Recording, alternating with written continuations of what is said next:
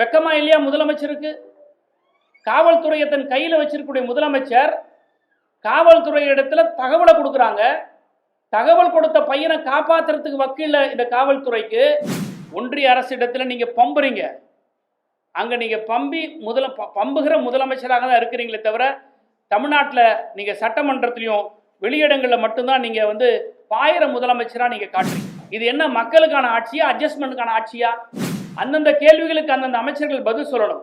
அதை விட்டுட்டு நீ செஞ்சியா நான் செஞ்சியா அறவேக்காடு மந்திரிகளா உட்காந்துருக்கிறாங்க. இந்த கொக்கையின் சரத்குமார் அவர் தொகுதியில ஆடி ஆஃபர் போய் நிக்குது. இப்போ போதை பொருள் வாங்கினீங்களா, மாத்திரை இலவசங்கிறாங்க. வெக்கமில்ல உங்களுக்கு?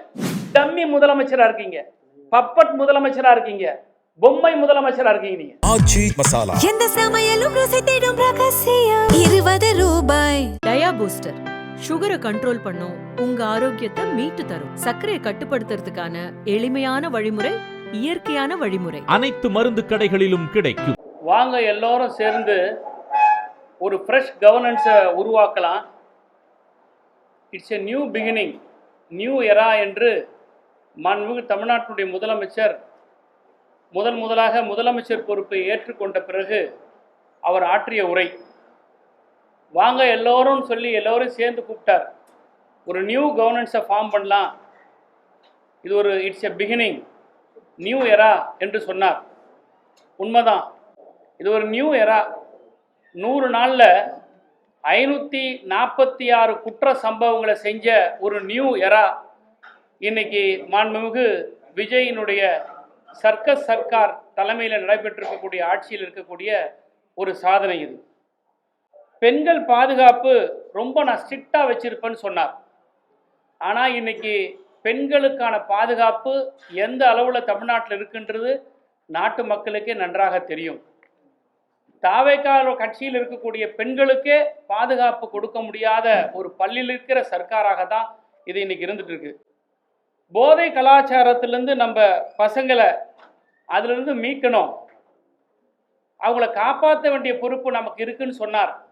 ஆனால் போதை பழக்கம் கடத்தல் இங்கே இருக்கிறது, இந்த கல்லூரி வளாகத்தில் போதை கடத்தப்படுகிறது, போதை பொருள் விற்கப்படுகிறது என்று தகவல் கொடுத்த அந்த மாணவனுக்கே பாதுகாப்பு கொடுக்க முடியாத வெக்கங்கட்ட சர்க்கஸ் சர்க்கார் அரசு தான் இந்த விஜயுடைய அரசு. நீங்கள் சட்டத்தை பாதுகாக்கக்கூடிய ஒரு முதலமைச்சர், சட்ட ஒழுங்கை கையில் வைத்திருக்க கொண்டிருக்கக்கூடிய முதலமைச்சர், காவல்துறையை கையில் வச்சிருக்கிற முதலமைச்சர், ஜென்சி பிள்ளைகளெல்லாம் உங்களுக்கு ஆர்வமாக வாக்களித்த இந்த முதலமைச்சருக்கு இன்னைக்கு ஜென்சிக்கள் மட்டும் ஏறத்தாழ 10க்கு மேற்பட்ட இளைஞர்கள் இன்றைக்கு கொல்லப்பட்டிருக்கிறார்கள், படுகொலை செய்யப்பட்டிருக்கிறார்கள். இந்த கொலை பழியை மாண்புமிகு முதலமைச்சர் அவர்கள் ஏற்றுக்கொண்டுதான் ஆக வேண்டும். இந்த 100 நாளில் பல குற்ற சம்பவங்கள் தமிழ்நாட்டில் நடந்திருக்கு. நான் ஏற்கனவே சொன்னது மாதிரி 576 குற்ற சம்பவங்கள் இருக்கு. அதில் குற்றங்கள் வாரியாக எங்களால் பட்டியலிட்டு சொல்ல முடியும். இந்த ஒரு வாரத்தில் மட்டும் குற்றங்களினுடைய எண்ணிக்கையில் எடுத்துக்கிட்டிங்கன்னா, கோவையில் ஒரு மாணவன் போதைப் பொருளை பற்றி தகவல் கொடுத்ததா சொல்லி, அமுதன் என்கிற மாணவன், காவல்துறையே சொல்லுது அந்த கல்லூரியில் படிக்கக்கூடிய மாணவர்கள் இடத்துல அமுதன்ற உங்கள் ஃப்ரெண்டு தான் எல்லா தகவலும் கொடுத்தாருன்னு சொல்கிறாங்க. அதை அடிப்படையாக வச்சு சக மாணவர்கள் எல்லாம் அந்த மாணவனை கொலை செஞ்சுருக்கிறாங்க. ஆனால் சட்டமன்றத்தில் மாண்புமிகு அமைச்சர் என்ன சொல்கிறாரு, இரு கோஷ்டிகள் இருக்கக்கூடிய மோதல் சொல்லிட்டு வழக்கினுடைய தன்மையை திசை திருப்புறார். நான் கேட்கிறேன் மாண்புமிகு முதலமைச்சர் அவர்களே, இளைஞர்களுக்கான அரசு என்று நீங்கள் மார்த்தட்டி கொள்கிறீர்கள். இளைஞர்கள் மூலமாகவே ஆட்சிக்கு வந்தேன் என்று சொல்லுகிற நீங்கள், ஒரு இளைஞன் குற்றம் நடைபெறுகிறது என்று காவல்துறைக்கு சொன்ன ரகசியத்தை காப்பாற்றாத காவல்துறை, அப்படிப்பட்ட காவல்துறை என்ன மாதிரியான காவல்துறை? அதற்கு நீங்கள் முதலமைச்சராக இருப்பதற்கு கொஞ்சமும் உங்களுக்கு தகுதி இருக்கிறதா என்ற கேள்வியை தான் உங்களை நோக்கி நான் கேட்கிறேன். அமுதனுடைய தாயார் சொல்லுகிறார்கள், அரசின் மீது எங்களுக்கு நம்பிக்கை இல்லை, மாண்புமிகு எதிர்க்கட்சி தலைவர் அண்ணன் உதயநிதி அவர்கள்தான் எங்களுக்கு நீதி பெற்று தர வேண்டும் என்று சொல்லுகிறார்கள் என்று சொன்னால், ஆளுகிற அரசின் மீது இந்த நாட்டு மக்களுக்கு நம்பிக்கை இல்லை. எதிர்வரிசையில் இருக்கக்கூடிய எதிர்க்கட்சியாக இருக்கக்கூடிய திராவிட முன்னேற்ற கழகத்தின் மீது தான் நம்பிக்கை இருக்கிறது என்பது இது எடுத்து காட்டுகிறது. நேற்றைக்கு திருவொற்றியூரில் 2 அமைச்சர்கள் ஆதவ அர்ஜுனா அவர்களும் மாண்புமிகு ராஜ்மோகன் அவர்களும் ஓட விட்டிருக்காங்க. இந்த 100 நாள் சாதனை என்னவென்று சொன்னால் அமைச்சர்களை தலை தெறிக்க ஓட வைத்ததுதான் இந்த 100 நாள் சாதனை. இதே மாதிரி தண்டையார்பேட்டையில் கஞ்சா வித்ததை தட்டி கேட்ட பையனை அம்மிக்கல்ல தூக்கி கொலை செஞ்சிருக்கிறாங்க. திருவரம்பூரில் 2 தாவேக்காக்காரங்க ஒருத்தரை வெட்டி கொலை பண்ணியிருக்கிறாங்க. விருதுநகரில் ஒரு ஸ்கூல் பொண்ணை டார்ச்சர் பண்ணதுக்கு தட்டி கேட்ட அப்பாவை வெட்டி கொண்டு இருக்கிறாங்க. காஞ்சிபுரத்தில் கோயில் திருவிழாவில் 2 இளைஞர்கள் வெட்டி கொண்டு இருக்கிறாங்க. திருபுவனத்தில் 25 வயசு இளைஞரை வெட்டி கம்மாயில் வீசி இருக்கிறாங்க.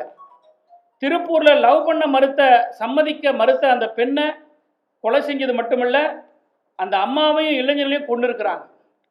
ஈரோட்டில் ஃபேன்சி ஸ்டோருக்குள்ளே புகுந்து ஒரு பெண்ணை கத்தியால் குத்தி இருக்கிறாங்க. இதெல்லாம் இந்த கடந்த ஒரு வாரத்தில் நடந்த குற்ற சம்பவங்கள். அம்பத்தூரில் புதூரில் ஆட்டோவில் ஒரு பெண்ணை உட்கார வச்சு கழுத்தை அறுத்து ரோட்டில் வீசி இருக்கிறாங்க. இந்த மாதிரியான குற்ற சம்பவங்கள்லாம் இதுக்கு முன்னாடி நடக்கவே இல்லை. சினிமா படத்தில் வர மாதிரி காட்சிகளை, கொலை காட்சிகளை அரங்கேற்றி கொண்டிருக்கிறாங்க. கும்மிடிப்பூண்டியில் 17 வயசு இளைஞனை கொன்று கல்லறை மேலே போட்டு, இன்னும் சொல்ல போனால் சில கொலை சம்பவங்களை செய்து ரீல்ஸ் எடுத்து வெளியிடுறாங்க. இதெல்லாம் எந்த கலாச்சாரத்தை காட்டுது? ஒரு திரைத்துறையிலிருந்து வந்தவர் தமிழ்நாட்டுக்கு முதலமைச்சர், அதனுடைய விளைவு என்னன்னா, நீங்கள் திரைப்படத்தில் ஹீரோவாக இருக்கலாம், திரைப்படத்தில் நீங்கள் நடித்து காட்டின அந்த ஹீரோயிசத்தெல்லாம் பார்த்து இன்றைக்கி தமிழ்நாட்டு இளைஞர்கள் இதை செய்கிறார்கள். தமிழ்நாட்டுடைய இளைஞர்களுக்கு நீங்கள் ஒரு தவறான முன்னுதாரணமாக இருக்கிறாங்கன்றது தான் இதை எடுத்து காட்டுது. வேலூரில் தலைமை பெண் காவலரையே குத்தி கொண்டு இருக்கிறாங்க. இதை விட என்ன கேவலம் இருக்கு? வெக்கமா இல்லையா முதலமைச்சருக்கு? காவல்துறையை தன் கையில் வச்சிருக்கக்கூடிய முதலமைச்சர் காவல்துறை இடத்துல தகவலை கொடுக்குறாங்க. தகவல் கொடுத்த பையனை காப்பாற்றுறதுக்கு வக்கீல இந்த காவல்துறைக்கு. ஆனால் எதிர்கட்சி தலைவர் கைதின் போது சாலைகள் இருக்கக்கூடிய திராவிட முன்னேற்ற கழகத்தினுடைய இளைஞரை பார்த்து 2 கையை வச்சு அடிப்பார் சென்னை மாநகரத்தினுடைய ஆணையாளர் கமிஷனர் அமல்ராஜ். எந்த கமிஷனர் எந்த காவல்துறை கமிஷனர் ஒரு கைது நடவடிக்கைகள்லாம் ஸ்பாட்டுக்கு வந்திருக்கிறாங்க? இருக்கிற வேலையை விட்டுட்டு வேறு வேலையை நீங்கள் செஞ்சுக்கிட்டு இருக்கிறதுனால தான் இந்த குற்ற சம்பவங்கள் நடக்குது. அன்றைக்கி திமுகவுடைய இளைஞருடைய முதுகில் 2 கையை வச்சு அடிக்கிறீங்களே, அந்த ஆர்வம், அந்த ஆளுமை குற்றவாளியை கண்டுபிடிக்கிறதுக்கு இந்த காவல்துறை இருக்க வேண்டும். கோயம்புத்தூரில் இதே மாதிரி நகைக்காக ஒரு வயதான பெண்ணை கொண்டு இருக்கிறாங்க. இந்த ஆட்சியில் பச்சிலம் குழந்தையிலிருந்து பல்லில்லாத பாட்டி வரை பாலியல் வன்கொடுமைக்கு ஆளாக்கப்பட்டு கொலை செய்யப்படுகிறார்கள். நான் ஆட்சிக்கு வந்தால் சட்ட ஒழுங்கை காப்பாற்றுவேன்னு சொன்னார். இதுதான் சட்ட ஒழுங்கை காப்பாற்றுற லட்சணமா? நான் ஆட்சிக்கு வந்த பிறகு மக்களுக்கான ஆட்சியை நான் தருவேன்னு சொன்னீங்க. மக்களுக்கான பிரச்சனை இதுவரைக்கும் எதை பேசியிருக்கிறீங்க? நீங்கள் காவிரி நதிநீர் பிரச்சனைக்காக நீங்கள் வாய் திறந்துருக்கிறீங்களா?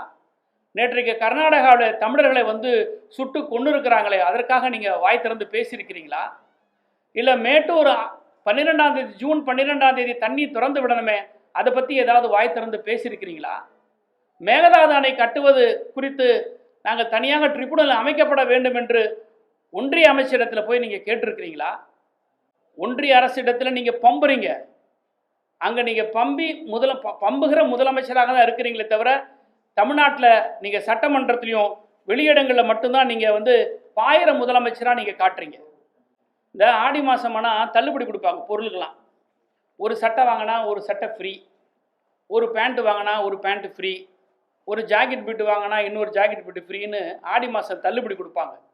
அந்த மாதிரி இந்த கொக்கைன் பவுடர் பயன்படுத்தின சரத்து மந்திரினுடைய தொகுதியில் கஞ்சா வாங்கினா மாத்திரை ஃப்ரீ. இப்படிப்பட்ட ஒரு கேவலமான கேடுகட்ட ஆட்சி தமிழ்நாட்டில் இது வரைக்கும் நடந்திருக்கா?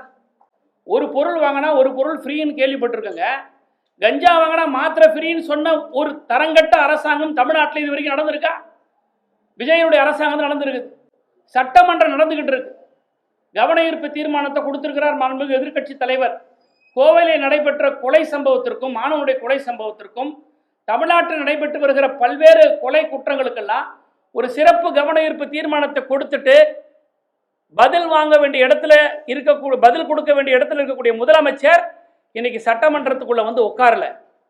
எதிர்க்கட்சி தலைவர் சட்டம் ஒழுங்கை பற்றி கவன ஈர்ப்பு தீர்மானத்தை கொடுத்த பிறகு சம்பந்தப்பட்ட முதலமைச்சர், காவல்துறை கையில் வச்சிருக்கிற முதலமைச்சர் பேசாம ஓடி ஒளிஞ்சுக்கிட்டு இருக்கிற அமைச்சர்களெல்லாம், சம்பந்தமே இல்லாத அமைச்சர்லாம் எழுந்து எழுந்து எழுந்து பேசிக்கிட்டு இருக்கிறாங்கன்னா இது என்ன மாண்பு, என்ன சட்டமன்றத்தினுடைய மரபை நீங்க வந்து கடைபிடிக்கிறீங்க? இதுல வேற லட்சணம். ஒரு அமைச்சர் சொல்றார், முதலமைச்சர் வரும்போது எழுந்துச்சு நிற்கணும் எதிர்க்கட்சி தலைவர். நான் கேட்குறேன், முதலமைச்சர் தான் மக்களால் தேர்ந்தெடுக்கப்பட்டவரா? எதிர்க்கட்சி தலைவரும் மக்களால் தேர்ந்தெடுக்கப்பட்டவர் தான். அப்போ எதிர்க்கட்சி தலைவர் வரும்போது சிஎம் விஜய் சார் எழுந்து நிற்பாரா? என்ன பேச்சு இது? சட்டமன்றத்தில் பேரவைத் தலைவர் வரும்போது மட்டும்தான் எல்லா உறுப்பினரும் எழுந்து நிற்கணும்.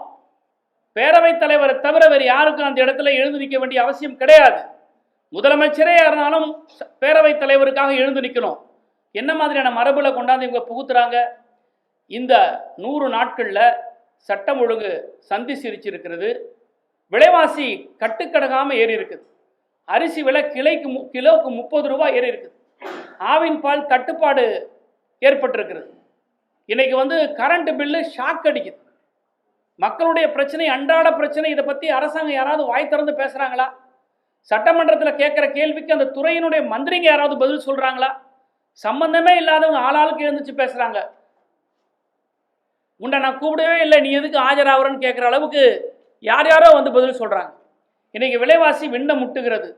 இதுக்கெல்லாம் இதுக்கெல்லாம் யார் பொறுப்பேற்றுக்கிறா? ஒரு அக்கௌண்டபிலிட்டி இல்லாத ஒரு அரசாங்கம் இன்றைக்கி நடந்துக்கிட்டு இருக்குது. அதே மாதிரி இன்றைக்கி ஒரு பெரிய கலாச்சாரம், அட்ஜஸ்ட்மெண்ட் கலாச்சாரம். டிவிகே கட்சியினுடைய நிர்வாகி ஒரு அம்மையார், ஒரு பெண்மணி தூத்துக்குடி எஸ்பி காவல் நிலையத்துக்கு சூப்பரண்டன்ட் ஆஃபீஸ்க்கு போய் ஒரு புகார் கொடுக்குறாங்க, அட்ஜஸ்ட்மெண்ட் பண்ண சொல்கிறாங்கன்னு சொல்லிட்டு. இது என்ன மக்களுக்கான ஆட்சியா, அட்ஜஸ்ட்மெண்ட்டுக்கான ஆட்சியா? எந்த பெண்களுடைய பாதுகாப்பை சொல்லி நீங்கள் ஆட்சிக்கு வந்தீங்களோ, இன்னைக்கு தினம் தினம் பெண்களுடைய அவல குரல், அலறல் குரல் கேட்டுக்கொண்டே இருக்குது. விஜய் சார், உங்களுக்கு காதில் கேட்கவே இல்லையா? இப்படி பிடிச்சி வச்சு பிள்ளையார் மாதிரி உட்காந்துருக்கீங்களே சட்டமன்றத்தில். கேட்குற கேள்விகளுக்கு எழுந்து பதில் சொல்லணுமா வேண்டாமா? உங்களுக்காக சிறப்பு கவன ஈர்ப்பு தீர்மானம் உங்களுடைய துறை சம்பந்தமாக சட்டமன்ற எதிர்க்கட்சி தலைவர் பேசும்போது அதை எழுந்துச்சு பேசக்கூட முடியாமல் நீங்கள் வெளியில் போகிறீங்க. இன்னொரு விஷயம், ஒரு சட்டமன்றம் நடந்து கொண்டிருக்கும் போது அவசியம் இல்லாமல் அமைச்சர் பெருமக்களோ முதலமைச்சரோ வெளியில் நிகழ்ச்சிகள் போய் கலந்துக்க கூடாது. சட்டமன்றத்தில் தான் அங்கே அவைலபிளாக இருக்கணும். சட்டமன்ற நடவடிக்கைகள் நேரங்களுடைய பெரும்பான்மையான நேரங்கள் அவங்க உள்ளதான் உட்காரணும். இயற்கை உபாதைகளை தவிர அல்லது உணவு இடைவேளைகளை தவிர சட்டமன்ற நடவடிக்கைகள் முழுமையாக இருந்து கவனிக்கப்பட வேண்டும். எதிர்க்கட்சி தலைவர் கவன ஈர்ப்பு தீர்மானத்தின் போது உரையாற்றும் போது எங்கே போயிருந்தீங்க சார்? சரி போனீங்க, போன இடத்துல பேசுனீங்களா? உங்களுக்காகவே ஒரு தொலைக்காட்சி நிறுவனம் வந்து ஒரு ப்ரொமோ ப்ரோக்ராம் நடந்தது 100 நாள். காசே இல்லாமல் மறைமுகமாக அவங்களுக்கு பணம் கொடுத்து, மறைமுகமாக நீங்கள் அவங்களுக்கு பணம் கொடுத்ததான் எங்களுக்கு தகவல் கொடுத்து அவங்கள பில்டப் பண்ணுறதுக்காக 100 நாள் சாதனையை செய்கிறதுக்காக உங்களுக்கு ஒரு ப்ரொமோ பண்ணி ஒரு நிகழ்ச்சி நடத்தினாங்க. அங்கேயாவது போய் உங்கள் சாதனையை பேசுனீங்களா? முதலீட்டார் மாநாடை நடத்துனீங்க. முதலீட்டார் மாநாட்டில் பத்திரிகையாளர் உங்களை யாராவது அனுமதிச்சாங்களா? ஏன்னா கூட்டு வெளிப்பட்டுரும். பத்திரிகையாளர் உள்ளே போனாங்கன்னா இன்வெஸ்டர்ஸை யாராவது பேசுவாங்க. பேசும்போது இவங்கெல்லாம் உண்மையிலே இன்வெஸ்டர்ஸா இல்லை கோட்டு சூட்டு மாட்டின்னு வந்து இன்வெஸ்டர்ஸான்றதை கூட்டு வெளிப்பட்டுடும். அதுக்காக பத்திரிகையாளர் உள்ளே அனுப்பலை. சரி, பத்திரிகையாளர் உள்ளே அனுப்பலை, நீங்கள் என்ன பேசுனீங்க? நீங்கள் அங்கே உரையாற்றுனீங்களா? யாரை நம்பி வந்திருக்கிறாங்க? அங்கே முதலமைச்சரை நம்பி வந்திருக்கிறாங்க. முதலமைச்சருடைய பாலிசி என்ன, பார்வை என்ன, நோக்கம் என்ன, தொழில்துறையை பற்றி எண்ணம் என்ன, இதை பற்றிலாம் பேசினா தானே நம்பிக்கையோடு வந்து அவங்க வந்து உங்களிடத்துல முதலீடு செய்வாங்க. இது எதுவுமே கிடையாது. சினிமா படத்தில் நடிக்கிற மாதிரியே இன்றைக்கி ஆட்சியை நடிச்சுக்கிட்டு இருக்கீங்க. நான் ஒன்றே ஒன்று கேட்குறேன், இந்த ஆட்சியாளர்களை பார்த்து நீங்கள் 100 நாளில் சாதித்தது என்ன அப்படின்னு ஒரு வீடியோ வெளியிடுறீங்க. எதையாவது ஒரு சாதனையை நீங்கள் வெளியிட்டீங்களா? இன்றைக்கி காலையிலேருந்து நான் பார்த்துக்கிட்டு இருக்கேன். நீங்கள் வந்து பதவியேற்பு விழாவில் பேசின பேச்சு, அங்கங்கே நீங்கள் விட்ட டைலாக்கு, இதையெல்லாம் தான் நீங்கள் செஞ்சீங்களே தவிர, அதை விட இன்னொரு முக்கியமான சாதனை என்னன்னா, விஜய்க்கே டஃப் கொடுத்துருக்குறாங்க நம்ம மந்திரிங்களாம். ஜனநாயக படத்தை பார்த்துட்டு ஆக்ஷனில் ரொம்ப கில்லடியாகிறாங்க ஒவ்வொரு மந்திரியும். எல்லாம் கண்ணீர் விட்டு எழுதாங்க. விஜய்க்கு கூட அந்த நடிப்பு வராது, அந்த அளவுக்கு டஃப் கொடுத்துருக்குறாங்க. இதுதான் இந்த 100 நாட்களில் செய்யப்பட்டிருக்கிற சாதனையை தவிர வேறு எதுவுமே கிடையாது. பத்திரிகையாளர்களுக்காக சந்திப்பது கிடையாது. 100 நாள் ஆச்சே, நீங்கள் பத்திரிகையாளரை சந்தித்து நான் செஞ்சிருக்கிற சாதனை ஏதாவது சொல்லியிருக்கிறாரா? ரெண்டாவது, பத்திரிகையாளர்களை வந்து தணிக்கை செய்கிறார்கள். எந்த நிகழ்ச்சிக்கு வர வேண்டும், எந்த நிகழ்ச்சிக்கு வெளியே வைக்க வேண்டும் என்ற ஒரு கட்டுப்பாடு. இது அறிவிக்கப்படாத எமர்ஜென்சி. பத்திரிகையாளர்களுக்கான சுதந்திரத்தை இவங்க வந்து கொடுக்கவே இல்லை. இதை யாரும் கேட்கவும் மாட்டேன்றீங்க. யாராவது புறக்கணிக்கிறீங்களா முதலமைச்சருடைய நிகழ்ச்சியை? யாராவது அமைச்சர்களுடைய பேட்டியை புறக்கணிக்கிறீங்களா? கண்டென்ட்டுக்காக நீங்கள் போகிறீங்க, ரைட்டு, ரீல்ஸுக்காக போகிறீங்க. எவ்வளோ காலம் இப்படியே போக போகிறீங்க? தமிழ்நாட்டுடைய கலாச்சாரம் மாறுது, தமிழ்நாட்டுடைய அரசியல் மாண்பு மாறுகிறது, தமிழ்நாட்டுடைய அரசியல் மரபு மாற்றப்படுகிறது. இதையெல்லாம் எதிர்க்கட்சியாக எங்களை போன்றவர்கள் மட்டும்தான் கேட்க வேண்டும் என்பது அல்ல. பத்திரிகை துறையாக இருக்கக்கூடிய உங்களுக்கும் அந்த பொறுப்பு இருக்குது, அந்த கடமை இருக்குது. அதனால தான் சொல்கிறேன், இந்த 100 நாள் வந்து இது சர்க்கஸ் சர்க்காரை தவிர மக்களுக்கான சர்க்கார் அல்ல. இந்த 100 நாளில் நாசமாகி வருகிற தமிழ்நாடு, நாசமாகும் தமிழ்நாடை தவிர இது நாளுக்கு நாள் முன்னேற்றம் அடைகிற இது தமிழ்நாடு கிடையாது. எனவே இந்த 100 நாள் நீங்கள் செய்யவில்லை என்றாலும் கூட அடுத்து வர காலங்களில் சட்டமன்றம் நடைபெற்று கொண்டிருக்கிறது. இந்த சட்டமன்றத்தில் அந்தந்த துறை அமைச்சர்கள் எழுந்து பதில் சொல்லணும். அந்தந்த கேள்விகளுக்கு அந்தந்த அமைச்சர்கள் பதில் சொல்லணும். அதை விட்டுட்டு நீ செஞ்சியா நான் செஞ்சியா அறவேக்காடு மந்திரிகளாக உட்காந்துருக்கிறாங்க. தயவுசெய்து நான் சொல்கிறதுக்கு இது மன்னிக்கணும். சுத்த அறவேக்காட்டு அமைச்சர்கள் எந்த கேள்விக்கு எப்படி பதில் சொல்லணும்னு தெரியாமல் பேசிக்கிட்டு இருக்காங்க. ஒரு ஆதவர்ஜனார் ஒரு அமைச்சர், அரசியலும் தெரியல, ஆட்சியில் இருக்கக்கூடிய அதிகாரத்தை பற்றியும் தெரியல. நாடாளுமன்றத்தில் வந்து நீட் மசோதாவை திராவிட முன்னேற்ற கழகத்தை சேர்ந்த காந்தி செல்வன் அமைச்சர் வந்து சட்ட முன்வடிவை தாக்கல் செய்தாருன்னு ஒரு வடிகட்டுன பொய்யை சொல்கிறார். உங்களுக்கு தான் அரசியல் அறிவு இருக்கா? இல்லை பாராளுமன்ற நடவடிக்கையில் நீங்கள்லாம் கவனிச்சிருக்கிறீங்களா? நீட் மசோதான்னு ஒன்று கிடையவே கிடையாது. மெடிக்கல் கவுன்சில் ஆஃப் இந்தியாவுடைய நோட்டிஃபிகேஷன், அந்த நோட்டிஃபிகேஷன் அறிவிச்சுட்டு விட்டதே தவிர மெடிக்கல் கவுன்சில் ஆஃப் இந்தியா எந்த நாடாளுமன்றத்தில் யாரும் சட்ட முன்வடிவை கொண்டாந்தெல்லாம் அங்கே சப்மிட் பண்ணவே இல்லை. இது அடிப்படை புரிதல் கூட இல்லாமல் அறவேக்காட்டு அமைச்சர்கள் தான் இன்றைக்கி இருக்கிறாங்க. இன்றைக்கி சட்டமன்ற பேரவை நடவடிக்கைகளை வந்து லைவ் போடுறீங்க, போடுங்க, நல்லா எக்ஸ்போஸ் ஆக போகிறீங்க. நீங்கள் தான் இந்த கூட்டத்தொடர் முடிஞ்ச பிறகு கோமாளிகள் கூடாரம் அப்படின்னு தான் வருமே தவிர சட்டமன்றத்தில் ஆக்கப்பூர்வமான எந்த ஒரு கேள்விக்கும் பதில் அளித்ததாக இருக்கவே இருக்காது. அதனால தான் சொல்கிறோம், திராவிட முன்னேற்ற கழகம் திரும்ப திரும்ப சொல்வது என்னென்னா, இந்த 100 நாளில் நீங்கள் செஞ்சதெல்லாம் சட்டம் ஒழுங்கு சந்தி சிரிச்சிருக்குது, போதைப் பொருள் அதிகமாக நடமாடுகிறது, போதைப் பொருள் விற்கிறார்கள் என்று காவல்துறைக்கு சொல்லக்கூடியவர்களுடைய ரகசியத்தை காப்பதற்கு முடியாமல் திணறுகிறது இந்த ஆட்சியாளர்கள். அவர்களை காவு வாங்கி கொண்டிருக்கிறது. இது ஒரு மோசமான போக்கு. விவசாயிகளுடைய பிரச்சனை, விலைவாசி பிரச்சனை, கரண்ட் பில்லு ஏறி இருக்குது. இதையெல்லாம் கண்டுகொள்ளாத இந்த அரசாங்கம் இந்த 100 நாளில் பல்லை இழிக்குதே தவிர எந்த விதமான சாதனையும் இது படைக்கலாம். கடந்த 5 ஆண்டுகள் இந்த திமுக அரசுடைய ஆட்சி காலத்துல போதை கலாச்சாரம் வேரூன்றி இருக்கு. அதை ஒழிக்காம இந்த தவறுகளையோ குற்றச்சம்பளையும் தடுக்க முடியாது. திமுக செய்த தவறுனால தான் சம்பவம் நடக்குது. அதை நாங்கள் கட்டுப்படுத்திட்டு வரோம், விரைவில் தீர்ப்போம்னு சொல்றாங்க. அதுக்கு தானே ஆட்சி உங்கள் கையில் கொடுத்துருக்காங்க. கடந்த 5 ஆண்டு திராவிட முன்னேற்ற கழகம் ஆட்சி சரியாக செய்யலைன்றதானே அவங்களுடைய கூற்று. மக்கள் உங்களுக்கு ஒரு மேண்டேட் கொடுத்துருக்குறாங்களே. போதை பொருள் விற்குதுன்னு சொல்கிறான் ஒரு புள்ள தம்பி, அவனை பாதுகாக்கிறதுக்கு துப்பில்லை இந்த அரசாங்கம். திமுக மேலே பரிசம்பத்துக்கு என்ன தகுதி இருக்குது? இந்த மாதிரியான சம்பவங்கள் திமுக ஆட்சியில் நடைபெற்றிருக்கா? இந்த மாதிரி வந்து ஒரு தகவலை சொன்னார்ன்றதுக்காக அடித்து கொண்டிருக்கிறாங்களா? எங்கேயாவது கல்லூரிகளில் இந்த மாதிரி வந்து இந்த மாதிரியான ஒரு கொலை குற்றங்கள் எதெல்லாம் நடந்திருக்கா? சமுதாயத்தில் அங்கங்கே நடந்திருக்கும். ஆனால் இது அரசினுடைய ஃபெயிலியர். இது அதான் நான் கேட்குறேன். டிஜிபி டெய்லியும் கவர்னன்ஸ் போலீஸ் கவர்னன்ஸை பார்க்குறாரா டிஜிபி? சென்னை கமிஷனர் வந்து இதெல்லாம் கவனிக்கிறாரா? நட்சத்திர ஹோட்டலுக்கிற முதலாளிகளெல்லாம் கூப்பிட்டு யாருக்கும் லஞ்சம் கொடுக்காதுன்னு சொல்லி சொல்கிறாரு. ஏன் அவங்கள கூப்பிட்டு சொல்கிறீங்க? உங்கள் கான்ஸ்டபிளை கூப்பிட்டு சொல்லுங்கள், இன்ஸ்பெக்டரை கூப்பிட்டு சொல்லுங்கள், எஸ்ஐயை கூப்பிட்டு சொல்லுங்கள், 10 மணிக்கு மேலே போகாதப்பாங்கன்னு. அதை சொல்ல மாட்டேன்றீங்க. திமுக மீது குற்றம் சுமத்தக்கூடிய இந்த ஆட்சியாளர்கள் நீங்கள் என்ன நடவடிக்கை எடுத்தீங்க? நீங்கள் பதவியேற்பு விழா என்பது சொன்னீங்களா இல்லையா? இளைஞர்களை போதைப் பொருளிலிருந்து காப்பாற்றப்படணும்னு சொன்னீங்களா இல்லையா? என்ன செஞ்சுருக்கீங்க? காவு கொடுத்துட்டு இருக்கீங்க டெய்லியும். இதை விட என்ன லட்சணம் உங்களுக்கு? 100 நாள்ல சாதனை கேட்குறீங்க. 100 நாள்ல எதுவுமே கடந்த ஆட்சியில் விட்டு வைக்காத நிதி பெருக்கி இருக்கிறோம். வருவாயை கூட்டி அதுக்கப்புறம் தான் செய்ய முடியும். 100 நாள்ல என்னென்ன இருக்கோ அதை மக்களுக்காக நேர்மையா செஞ்சிருக்கோம். லீக்கேஜை ஸ்டாப் பண்ணிட்டு இருக்கோம்னு சொல்றாங்க. கொண்டாந்து காட்ட சொல்லுங்க. லீக்கேஜை காட்டியிருக்கிறேன்னா உங்களோட நிதிநிலை அறிக்கையில் வருவாய் உயர்ந்திருக்கணும்ல. 15,000 கோடி வருவாய் வந்திருக்குதுன்னார். உடனே எங்களுடைய முன்னாள் நிதியமைச்சரான தங்கம் தென்னரசு எழுந்திருச்சு 15,000 கோடி வந்திருக்குதுன்னா எந்தெந்த அக்கௌண்ட்டில் எந்தெந்த ஹெட்டில் வந்திருக்குதுன்னு மாண்புமிகு அமைச்சர் சொல்ல முடியுமான்னு கேட்குறாரு. உடனே நிதி அமைச்சர் எழுந்து பெடரி அடித்து ஓடுறாரு. இல்லை வரும் அப்படின்னு நாங்கள் எதிர்பார்க்குறோன்னாரு. வரும்ன்றது எதிர்பார்க்குறங்கிறது வேற, வந்துருச்சுன்னு சொல்கிறது வேற. ஆனால் இவங்க எவ்வளோ பொய் சொல்கிறாங்க பாருங்கள். நாங்கள் வந்து ஊழலையே ஒழிச்சிட்டுன்னு சொல்கிறாங்க. ஆனால் அரசு வழக்கறிஞர்களுக்கு லஞ்சம் வாங்கிட்டு இருக்கிறாங்க. 15,000 கோடியை நாங்கள் வந்துருச்சுன்னு சொல்கிறாங்க. எங்களுடைய சட்டமன்ற உறுப்பினர் எழுந்து கேள்வி கேட்டால் வரும்னு நாங்கள் எதிர்பார்க்குறோன்றாங்க.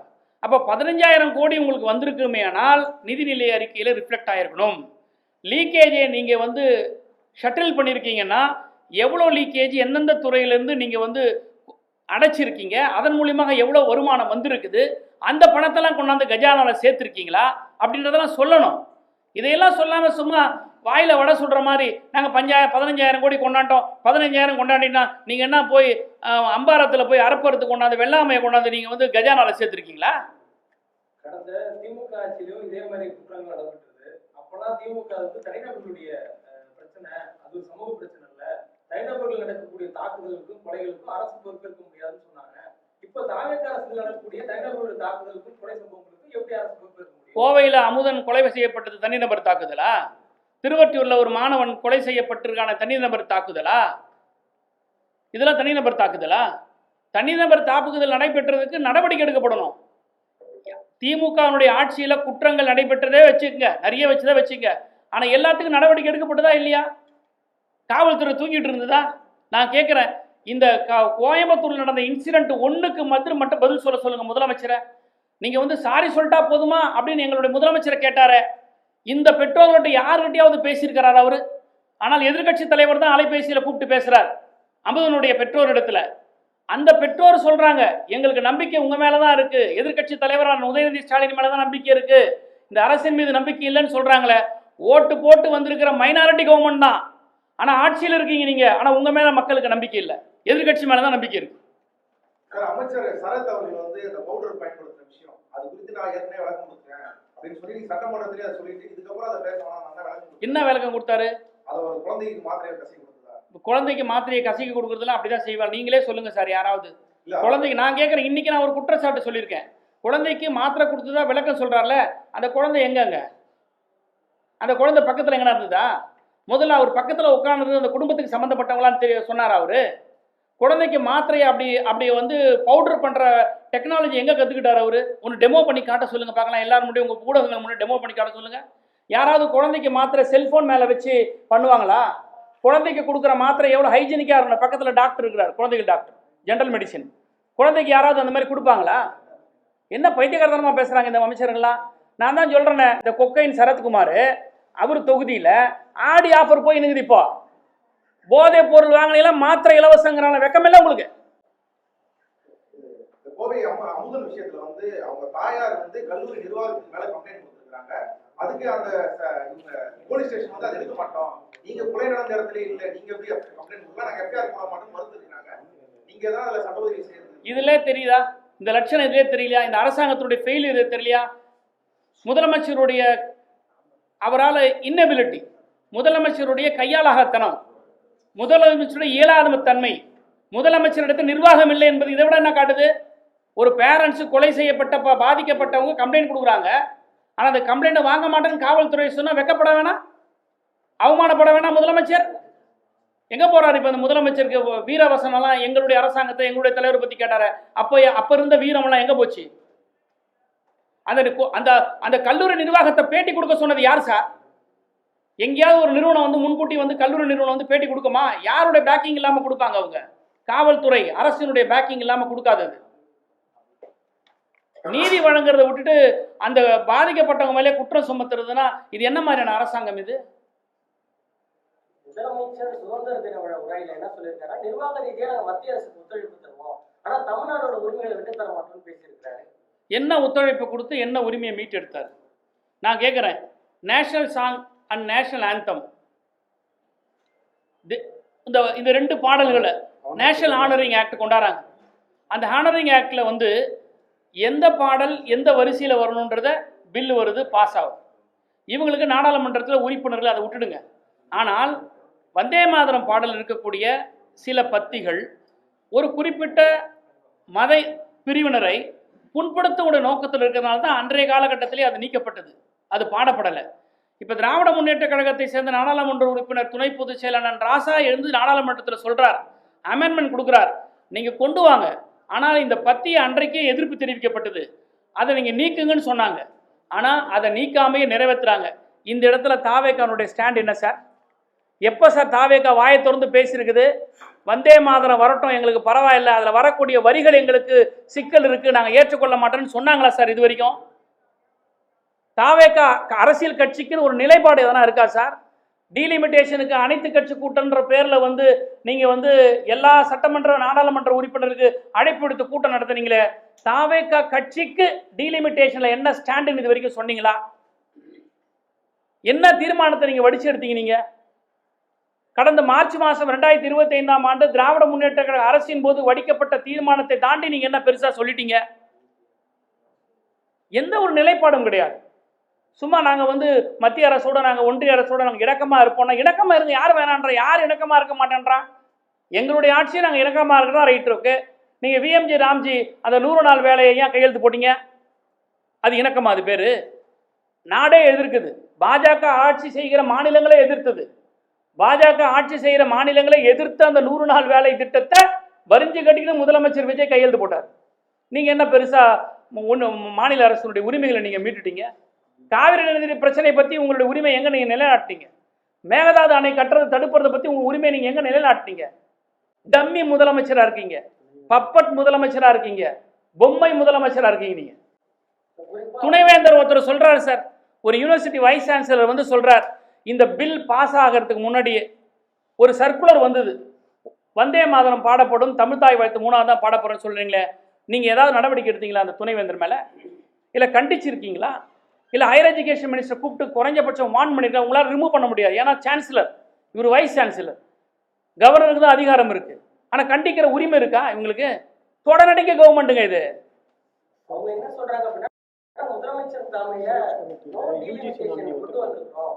ஆனா திமுக வந்து இரட்டை நிலைப்பாடு உடையவர்கள். அமைச்சர் நிர்மல்குமார் இல்ல மறுபடியும் ரிப்பீட் பண்ணுங்க, சொல்லு. சாரி. முதலமைச்சர் தலைமையில அனைத்து கட்சி எம்பிக்கள் கூட்டத்துல நோ டீலிமிட்டேஷன் ஒரு தீர்மானத்தை கொண்டு வந்திருக்கோம். ஆனா திமுக குறித்து பேசுறப்ப சீக்கிரம் நிர்மல்குமார் என்ன சொல்லிருக்காரு, திமுக இன்னைக்கு இங்க வந்து ஆதரிச்சாங்க சட்டப்பேரவை, ஆனா அங்க போய் ஆதரிப்பாங்க இரட்டை நிலைப்பாடு உடையவர்கள். எங்க போய் எதை ஆரம்பிப்பீங்க? டீலிமிட்டேஷன் நீங்க ஆதரிப்பீங்க. இப்ப பாராளுமன்றத்துல டீலிமிட்டேஷன் பில் இருக்கா? கொஞ்சமாவது அறிவு இருக்கா அவங்களுக்குலாம்? அரசியல் தெளிவு இருக்கா அவங்களுக்குலாம்? நாடாளுமன்றத்துக்கு முன்னாடி இப்போ வந்து பில் இருக்கா? நாங்கள் எப்படி போய் ஆதரிப்போம்? இந்த அரசியல் புரிதல் கூட இல்லையே.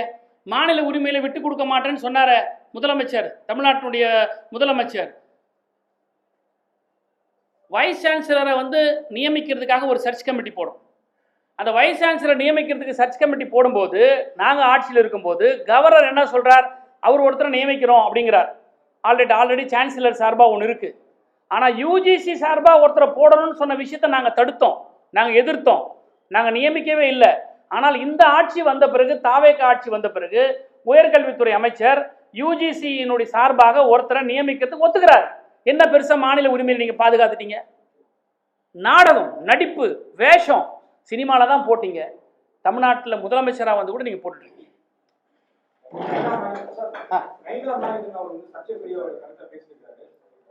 உதயநிதி ஸ்டாலின் அவர்கள் மீது உடனடியாக போன அரசு வந்து இதுவரைக்கும் எந்த நடவடிக்கை இருக்கு அப்படின்னு பாருங்க.